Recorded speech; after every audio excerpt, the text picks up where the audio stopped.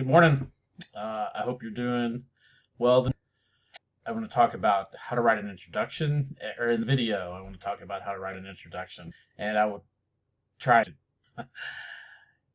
I'm sure that y'all are aware of how to write an introduction. You have heard the term a hook before. You need to engage, and that is very true. And it doesn't matter at what level you heard in elementary, middle school.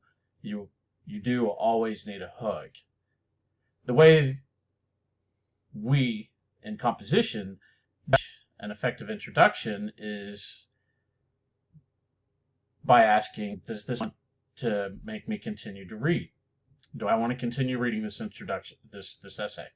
And that's honestly the same for any TV show, for any movie that you might watch. A TV show, a 30-minute sitcom, in the first several minutes, does that particular episode engage you? In a movie, in most movies, does that first minutes engage you, or are you just bored? Right? It's the same idea when we're writing. Okay, where you really need to engage your audience to make them want to continue to read. And the second aspect of second purpose of an introduction is to tell your reader what you're writing about, what they're going to read about, right? So, if you go to our homepage, if you come over here to the Files tab, I'm going to point out a couple of resources. There are a ton of information. We're going to look at this specifically, the structure of an introduction, this PDF.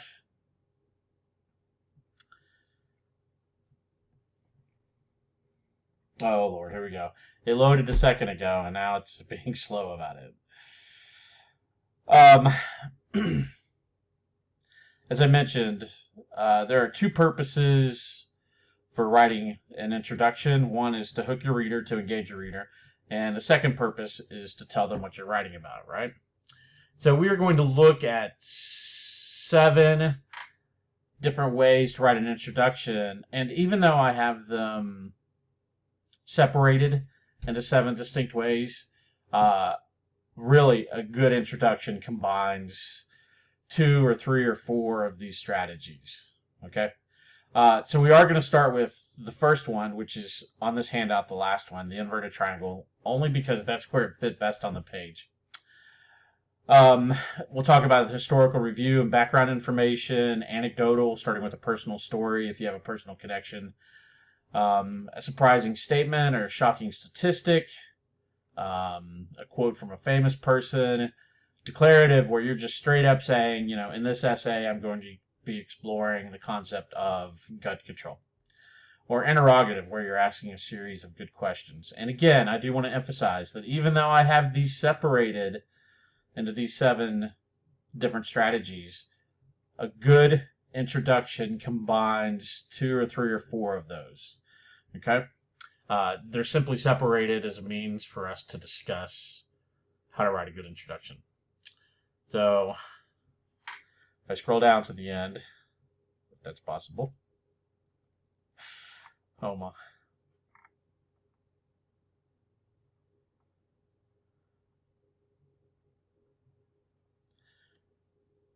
I want to point out, I don't know if that's,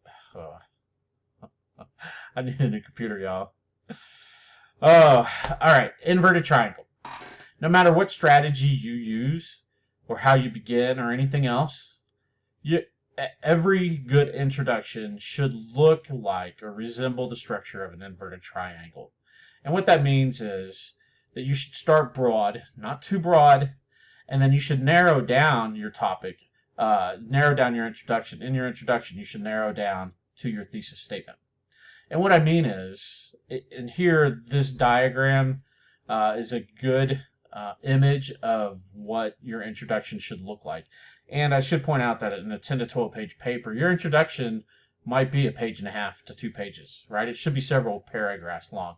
In a 10 to 12 page essay, you have the space to really engage your reader and fully discuss the nuances of your argument. Okay?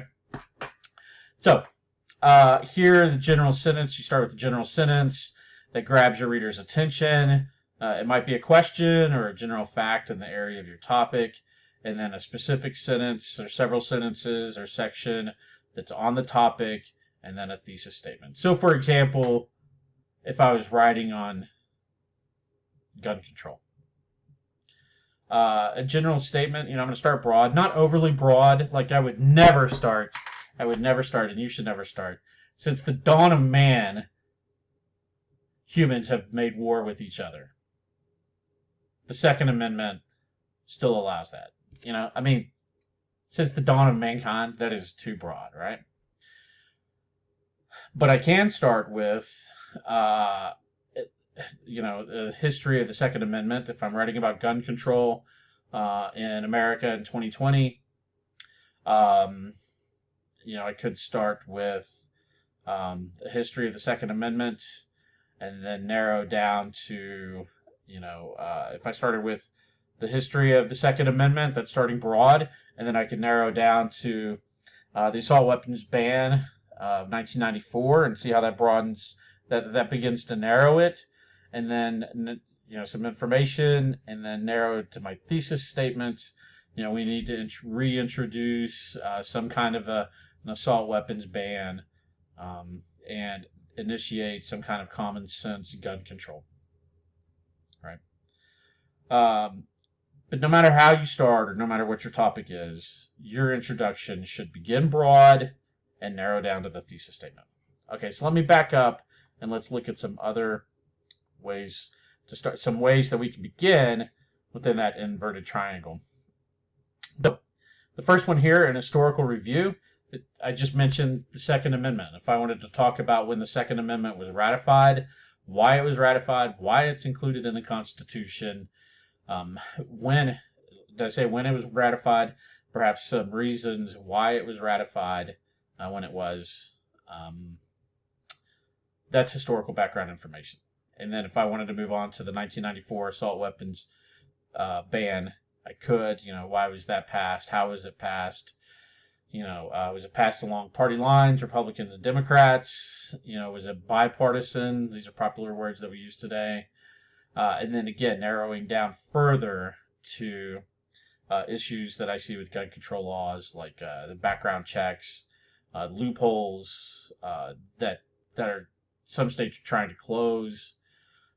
Utah, for example, no longer allows private sales to individuals who are not Utah residents. You can still make private sales to people who are Utah residents, but in the past, prior to last year, you could just sell your gun to anyone. In Utah, they've begun tightening that up. So, historical review, providing some historical background on the topic. Okay, that's a great way to begin. And there are some examples here. I'm not going to read this word for word. Oh my goodness. I apologize for the scrolling up and down.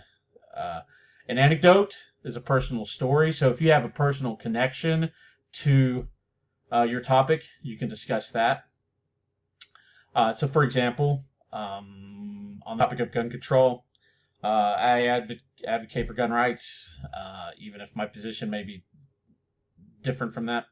My dad, my father, who is 72, who was born in Brooklyn, lived in Queens, New York until he was 16, and then moved to Houston, Texas, and has lived in Texas for 60 years, right?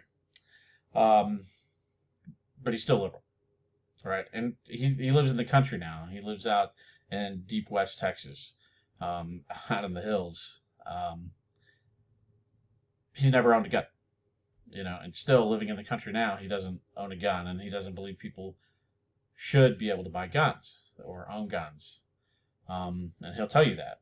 He and I have different viewpoints on that. So, anecdotal. How could I turn that into a personal story?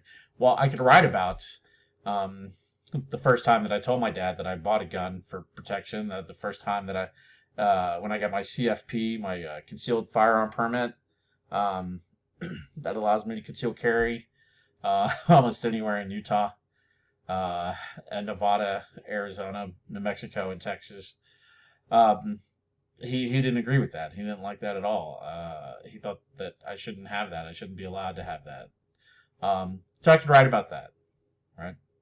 And then I could also bring in an historical review about the Second Amendment that guarantees me the rights to bear arms, why that was ratified, right? So I could begin with the personal story, move into historical review, and then my thesis statement, and then move into the body of my essay.